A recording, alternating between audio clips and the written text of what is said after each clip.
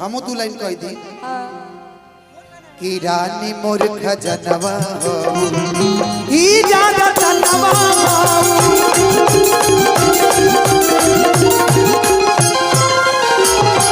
रानी मोर खजनवा ही जागा तनवा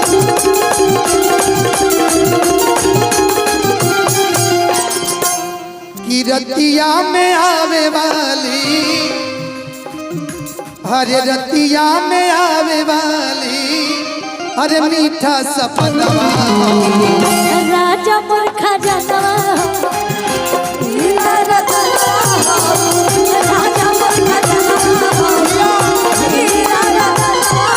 अरे रानी मोर खजनवा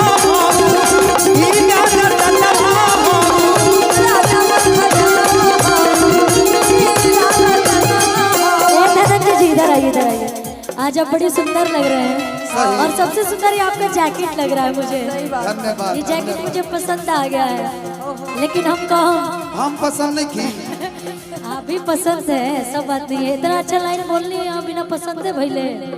अब ऐसे भी आप पसंद करके क्या होगा, लाइन हम बोलो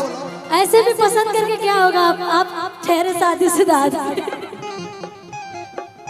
कतना दिन से एक लड़की के रही फेरा में हम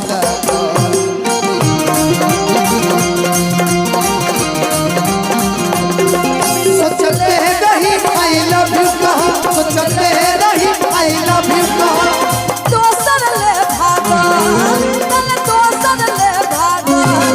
कतना दिन से एक लड़की के रही फेरा में हम लागा नहीं फेरा में हम लागा नहीं फेरा में हम फेरा में लगला से कुछ हासिल होने वाला नहीं के काहे की हमारे नाम खुशी हो जहिया रूसी तहिया दिलवा में जखमती नाम भइले बिया खुशी है जहिया रूसी तहिया दिलवा में जखमती नाम भइले बिया खुशी है ओ एतने ना झूठ मारे भीतर फेरू मरामती नाम धइले बिया खुशी हेगा जहिया खुशी जहिया दिलवा में जखमती नाम धइले बिया खुशी हेगा। भैया सही बात बा, जहिया रूसी तहिया दिलवा में जखम दी आ नाम धइले बिया खुशी है गम दी। एक लाइन हमू कहब कहीं कि ई प्यार नहीं खे कइले बोल दी ना। बोलिए लड़का के फरमाइश से दूल्हे राजा जी के अजय राजा जी के दिलवा टूट जाए गादी किसी लवट पचुड़िया आप फोड़े लुए जा किसी लवट पचुड़िया आप फोड़े लुए जा अपना राजा जी के दिलवा में दूर लुए जा अपना राजा जी के दिलवा में दूर लुए जा सिलवट पचुड़िया फोड़े लुए जा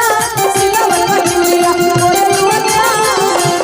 अपना राजा जी के दिलवा में दूर लुए जा अपना राजा जी के दिलवा में दूर लुए जा।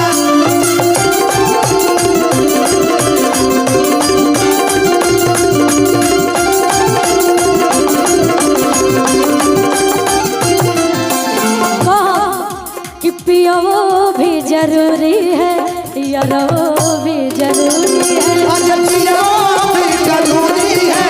यारो भी जरूरी है। हे धनंजय जी आजकल एक कलयुग के प्यार खातिर हम कहो जरूरी है मजबूरी है दोनों के प्यार अधूरी है जरूरी है मजबूरी है दोनों के प्यार अधूरी है धनंजय भी जरूरी है रघुआ भी जरूरी है धनंजय भी जरूरी है रघुआ भी जरूरी